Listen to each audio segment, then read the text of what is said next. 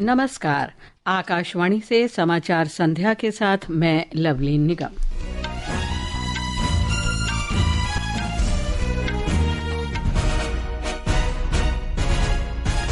बिहार विधानसभा चुनाव के लिए प्रचार तेज। प्रधानमंत्री और भारतीय जनता पार्टी के वरिष्ठ नेता नरेंद्र मोदी ने राज्य में पार्टी कार्यकर्ताओं से बातचीत की। एनडीए सहयोगी दल भाजपा, जनता दल यूनाइटेड और लोक जनशक्ति पार्टी रामविलास ने बिहार चुनाव के लिए उम्मीदवारों की सूची जारी की। रक्षा मंत्री राजनाथ सिंह ने नई दिल्ली में ब्राजील के उपराष्ट्रपति और रक्षा मंत्री के साथ बातचीत की।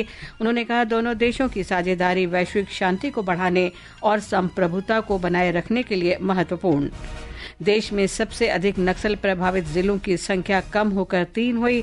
महाराष्ट्र के गढ़चिरौली में 61 और छत्तीसगढ़ के सुकमा में 27 माओवादियों ने आत्मसमर्पण किया।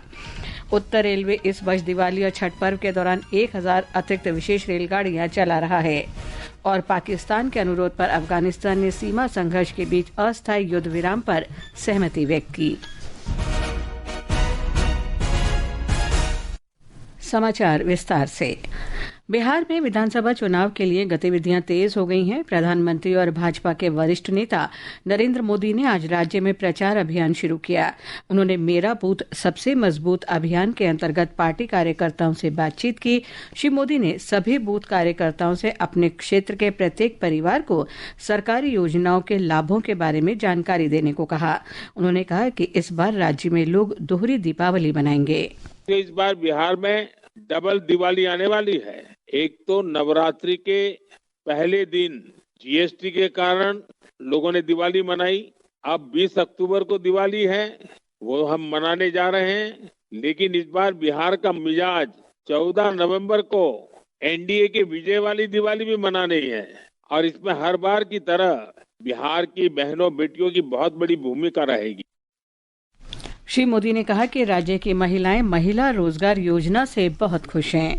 कि बिहार की एनडीए सरकार ने हाल में जो महिला रोजगार योजना शुरू की है, उससे बहनें बहुत खुश है। बिहार की 1 करोड़ 20 लाख बहनों के खाते में हर एक बहन को 10,000 रुपए भेजे जा चुके हैं। आप इन बहनों से मिलिए। आप इन बहनों को ये जरूर बताइए कि ये पैसा सिर्फ एक बार की मदद नहीं है, ये नया रोजगार करने का प्रोत्साहन है। आप उन्हें बताइए कि इस पैसे से वो जो काम शुरू करेगी उसे आगे बढ़ाने के लिए और उस काम को देख करके हम और भी मदद करने वाले हैं। राजद के शासन पर कटाक्ष करते हुए श्री मोदी ने दावा किया कि आज के 18 से 25 वर्ष के युवाओं ने वो दौर नहीं देखा है जिसने बिहार को तबाह कर दिया था। उन्होंने कहा कि लोगों के वोटों की ताकत ने ही राज्य को राजद और कांग्रेस से बचाया है। प्रधानमंत्री ने कहा कि आज बिहार के हालात बदल गए हैं और ये बहुत मेहनत से बदला है। श्री मोदी ने कहा कि राज्य में एक बेहतर माहौल बना है और इसका सबसे बड़ा फायदा युवाओं को मिल रहा है। जनता दल यूनाइटेड सांसद संजय कुमार झा ने कहा है कि मुख्यमंत्री नीतीश कुमार कल से चुनाव प्रचार शुरू करेंगे। महागठबंधन के घटक दल राष्ट्रीय जनता दल नेता मृत्युंजय तिवारी ने कहा है कि महागठबंधन एकजुट है और मजबूती से चुनाव लड़ेगा। महागठबंधन में ऑल इज वेल है, यहाँ कहीं कोई किंतु परंतु सिर्फ उटव्वल नहीं है। महागठबंधन इंटैक्ट है और मजबूती से चुनाव लड़ रहा है। अपार जन समर्थन है, जनता का आशीर्वाद है। इस बीच एनडीए सहयोगी दल भाजपा, जनता दल यूनाइटेड और लोक जनशक्ति पार्टी रामविलास ने बिहार चुनाव के लिए उम्मीदवारों की सूची जारी की। एक रिपोर्ट। भाजपा ने अपनी दूसरी सूची में प्रसिद्ध लोक गायिका मैथिली ठाकुर को मौका दिया है, जो पहली बार चुनाव लड़ रही हैं। वहीं जनसुराज पार्टी को छोड़कर भाजपा में आए पूर्व आईपीएस अधिकारी आनंद मिश्रा को पार्टी ने बक्सर निर्वाचन क्षेत्र से टिकट दिया है। लोक जनशक्ति पार्टी रामविलास ने वरिष्ठ नेता हुलास पांडे को बक्सर के ब्रह्मपुर से प्रत्याशी घोषित किया है। वहीं पार्टी के प्रदेश अध्यक्ष राजू तिवारी गोविंदगंज सीट से चुनाव लड़ेंगे। आज विभिन्न निर्वाचन क्षेत्रों में कई प्रमुख प्रत्याशियों ने नामांकन दाखिल किए। उप मुख्यमंत्री विजय कुमार सिन्हा ने लखीसराय से नामांकन पत्र दाखिल किया, जबकि राजद नेता तेजस्वी प्रसाद यादव ने राघोपुर निर्वाचन क्षेत्र से अपना नामांकन पर्चा भरा। धर्मेंद्र कुमार राय, आकाशवाणी समाचार, पटना। ये समाचार आकाशवाणी से प्रसारित किए जा रहे हैं। ताज़ा समाचार जानने के लिए आप हमारे social media handle X @AIR News Hindi को फॉलो कर सकते हैं। रक्षा मंत्री राजनाथ सिंह ने कहा है कि भारत और ब्राजील आपसी सम्मान और साझा मूल्यों पर आधारित रणनीतिक साझेदारी का लाभ ले रहे हैं। श्री सिंह ने आज नई दिल्ली में ब्राजील के उपराष्ट्रपति गोराल्डो अल्केमेन और रक्षा मंत्री जोस मुसियो मोंटेiro फिल्हो के साथ बैठक की। रक्षा मंत्री ने कहा कि दोनों देशों की साझेदारी वैश्विक शांति को बढ़ाने और संप्रभुता को बनाए रखने के लिए महत्वपूर्ण है। हमारे नेताओं ने रक्षा और सुरक्षा सहयोग को साझेदारी के 5 प्रमुख स्तंभों में से एक के रूप में प्राथमिकता दी है। दुनिया की 2 सबसे बड़ी लोकतंत्र और तेजी से विकसित होती अर्थव्यवस्थाओं के रूप में हमारे साझा हित और आकांक्षाएं हैं। हम अंतर्राष्ट्रीय शासन और वैश्विक आर्थिक ढांचे में बड़ी भूमिका निभाएं। इसलिए हमारी रक्षा और सुरक्षा साझेदारी शांति तथा स्थिरता को आगे बढ़ाने, वैश्विक मामलों में बहुपक्षवाद की रक्षा करने और क्षेत्रीय अखंडता के साझा सिद्धांतों को बनाए रखने में महत्वपूर्ण योगदान दे सकती है। ब्राजील के उपराष्ट्रपति ने कहा कि दोनों देशों के बीच विश्वास और साझेदारी का दीर्घकालिक संबंध है। उन्होंने बताया कि ब्राजील के राष्ट्रपति लुइस इनासियो लुला दा सिल्वा अगले वर्ष भारत आएंगे। सरकार ने कहा है कि नक्सलवाद से सबसे अधिक प्रभावित जिलों की संख्या 6 से घटकर 3 रह गई है। छत्तीसगढ़ में अब केवल बीजापुर, सुकमा और नारायणपुर ही वामपंथ उग्रवाद से सर्वाधिक प्रभावित जिले हैं। गृह मंत्रालय ने एक बयान में कहा कि ये आंकड़े नरेंद्र मोदी सरकार के नक्सल मुक्त भारत के संकल्प की दिशा में महत्वपूर्ण प्रगति है। मंत्रालय ने कहा कि इस वर्ष 800 से अधिक उग्रवादी गिरफ्तार हुए हैं, जबकि 312 वामपंथी उग्रवादियों को मार गिराया गया है। 1600 से अधिक उग्रवादी आत्मसमर्पण कर मुख्य धारा में शामिल हुए हैं। महाराष्ट्र के गढ़चिरौली में 61 और छत्तीसगढ़ के सुकमा में 27 माओवादियों ने आत्मसमर्पण किया है। इनमें से 16 माओवादियों पर कुल 50 लाख रुपए का इनाम था। राज्य सरकार की पुनर्वास नीति के अंतर्गत अन्य लाभ के अलावा आत्मसमर्पण करने वाले प्रत्येक माओवादी को 50-50 हजार रुपए भी दिए जाएंगे। वित्त मंत्री निर्मला सीतारामन ने आज उत्तर कर्नाटक के कोप्पल गांव में किसान प्रशिक्षण और साझा सुविधा केंद्र का शुभारंभ किया। वित्त मंत्री ने कहा कि ये केंद्र किसान उत्पादन संगठन और अन्य को खाद्य प्रसंस्करण के साथ साथ तथा आधुनिक खेती की तकनीकों में मदद करेगा। श्रीमती सीतारामन ने कहा कि सरकार किसानों के कल्याण के लिए प्रतिबद्ध है। उन्होंने कहा कि पीएम धन धान्य कृषि योजना से किसानों को बीज खरीदने, उन्नत खेती तकनीक, बाजार तक पहुंच और जल संरक्षण में मदद मिलेगी। पिछले शनिवार ही इस स्कीम को लॉन्च हुआ है। धन धान्य कृषि योजना 24,000 करोड़ बजट में इसके लिए प्रावधान है। किसानों के लिए अच्छा क्वालिटी बीज मिलेगा। Natural farming techniques and water conservation भी इस न्यू टेक्नोलॉजी के द्वारा किसानों को मिलेगा। मतलब पर ड्रॉप मोर क्रॉप, आपको इरिगेशन द्वारा आने वाले हर बूंद पानी का आपको क्रॉप ज्यादा कल्टीवेट करने का टेक्निक आपको मिलेगा। प्रधानमंत्री नरेंद्र मोदी के जीएसटी सुधारों से पूरे देश को लाभ हो रहा है। हमारे संवाददाता ने बताया कि इन सुधारों से हरियाणा की अर्थव्यवस्था को भी काफी बढ़ावा मिला है।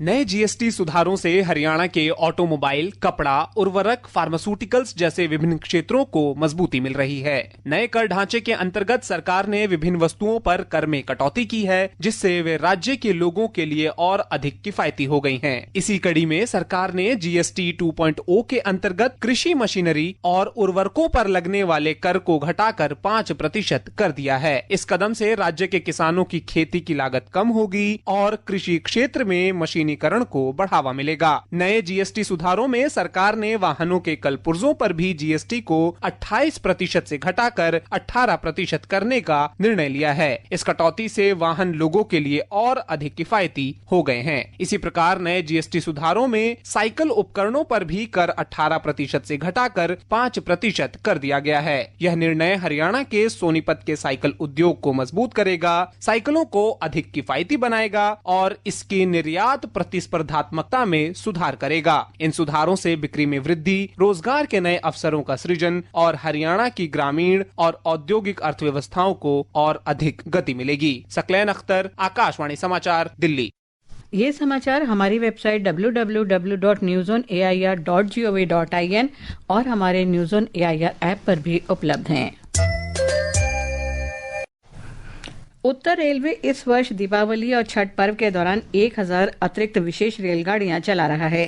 नई दिल्ली में उत्तर रेलवे के महाप्रबंधक अशोक कुमार वर्मा ने बताया कि पिछले वर्ष 3800 रेलगाड़ियों की तुलना में वर्तमान में विशेष ट्रेनों के 4700 से अधिक फेरे चल रहे हैं। श्री वर्मा ने बताया कि कोच वृद्धि के माध्यम से सामान्य ट्रेनों में 2,70,000 सीटें बढ़ाई गई हैं। दिवाली प्लस छठ का कंबाइंड पीरियड एक ऐसा हो जाता है कि लोगों को छुट्टी मिल जाती है, उस पीरियड में लोग अपना प्लान कर लेते हैं। तो हम लोग की कोशिश ये है कि हम लोग ज्यादा से ज्यादा लोगों को सुविधा के साथ में उनके घरों तक पहुंचा पाएं और जब वो रिटर्न आए तो हमारे पास रिटर्न ट्रैफिक की तैयारी हो। उसमें दो चीजें हैं। एक चीज है कि हमें एक्स्ट्रा ट्रेनें और एक्स्ट्रा कितनी सीटें क्रिएट करनी है या सीटिंग कैपेसिटी कितनी क्रिएट होनी है, और दूसरा कि स्टेशनों पे जो यात्री आते हैं उनके हैंडलिंग के लिए क्या सुविधाएं और बढ़ानी है। सर्वोच्च न्यायालय ने दिल्ली एनसीआर क्षेत्र में इस शनिवार से मंगलवार तक हरित पटाखों की बिक्री और जलाने की अनुमति दे दी है। इसके लिए समय सीमा सुबह 6 बजे से 7 बजे तक और रात 8 बजे से 10 बजे तक तय की गई है। दिल्ली सरकार ने न्यायालय के फैसले का स्वागत किया है। मुख्यमंत्री रेखा गुप्ता ने कहा कि यह फैसला दीपावली के त्योहार के दौरान लोगों की भावनाओं और उत्साह का सम्मान करता है। पश्चिम बंगाल के दुर्गापुर अदालत ने आज कथित सामूहिक दुष्कर्म पीड़िता मेडिकल छात्रा के सहयोगी छात्र को 7 दिन की पुलिस हिरासत में भेज दिया। इस मामले में अब तक पुलिस कुल 6 लोगों को गिरफ्तार कर चुकी है। इससे पहले अदालत ने 5 अन्य आरोपियों को भी पुलिस हिरासत में भेजा है। पाकिस्तान के अनुरोध पर अफगानिस्तान ने सीमा संघर्ष के बीच अस्थायी युद्ध विराम पर सहमति व्यक्त की। तालिबान के प्रवक्ता ने संघर्ष विराम की पुष्टि की। इससे पहले दिन के समय अफगानिस्तान की तालिबान सरकार ने कहा कि पाकिस्तानी बलों ने एक बार फिर आज सुबह स्पिन बोल्डक में अकारण हमले किए। इसके जवाब में अफगान बलों ने कई पाकिस्तानी सैनिकों को मार गिराया और उनकी चौकियों, हथियारों और सैन्य टैंकों पर कब्जा जमा लिया। इस हमले में लगभग 12 अफगानी नागरिक मारे गए हैं और 100 से अधिक लोग घायल हुए हैं। इससे पहले आज संयुक्त राष्ट्र ने दोनों देशों के बीच सीमा पर झड़पों को लेकर चिंता व्यक्त की। गृह मंत्री अमित शाह ने अहमदाबाद में 2030 के राष्ट्रमंडल खेलों की मेजबानी के लिए भारत की बोली को मंजूरी मिलने पर देशवासियों को बधाई दी है।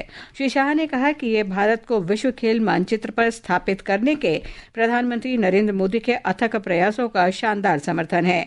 उन्होंने कहा कि विश्व स्तरीय बुनियादी ढांचे का निर्माण और देश भर में खेल प्रतिभाओं का एक समूह तैयार करके श्री मोदी ने भारत को अद्भुत खेल स्थल बना दिया है।